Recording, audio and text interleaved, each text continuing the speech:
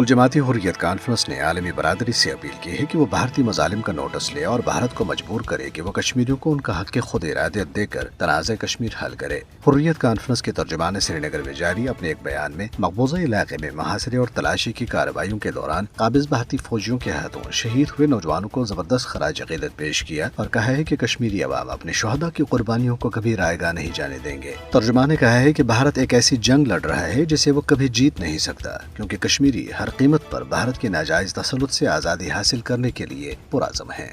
दरअसल श्रीनगर समेत मुख्तलिफ इलाकों में पोस्टर चस्पा किए गए हैं जिनमें G20 के रुकन ममालिक पर जोर दिया गया है कि वो बैनुल-अक़वामी तौर पर तस्लीम शुदा मुतनाज़ा इलाके में मोदी हुकूमत की तरफ से मुनक़्क़द किए जाने वाले फोरम के इजलास का बॉयकॉट करें। हुर्रियत तंजीमों की तरफ से लगाए गए इन पोस्टर्स में मकबूजा इलाके में भारतीय फौजियों की तरफ से जारी जंगी जराइम और इंसानी हुकूक की पामालियों को बेनकाब किया गया। पोस्टर्स में पाकिस्तान और उसके army chief general Asim Munir पर एतमाद और वाबस्तगी का इजहार किया गया।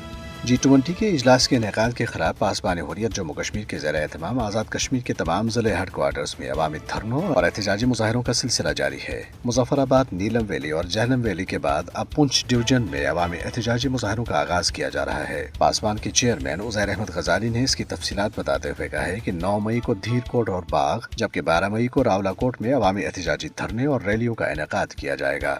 सॉल्वेशन मूवमेंट के चेयरमैन अल्ताफ अहमद भट्ट ने भारत में शंघाई ताउन तंजीम के इजलास के मौके पर कश्मीर पर जुर्रतमंदाना मौक़िफ़ के इजहार पर वज़ीर ख़ारजा बिलावल भुट्टो की जबरदस्त सराहना की। एक ट्वीट में उन्होंने कहा है कि बिलावल ने मजलूम कश्मीरियों की आवाज़ बनकर उनके दिल जीत लिए।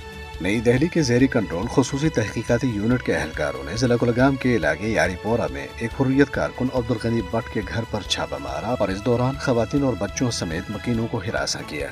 दूसरी तरफ भारतीय वजारत दाखिला के ज़ेर इंतजाम रियासती तहकीकाती इदारे ने जिला डोडा में कुल जमाती हुर्रियत कॉन्फ्रेंस आज़ाद जम्मू कश्मीर शाख के रहनुमा मोहम्मद हुसैन खतीब की खानदानी जायदाद को जब्त करने का ऐलान किया है। SIA ने मोहम्मद हुसैन खतीब की जायदाद जब्त करने से पहले जिला की तहसीली भद्रवा में मनादी करा दी।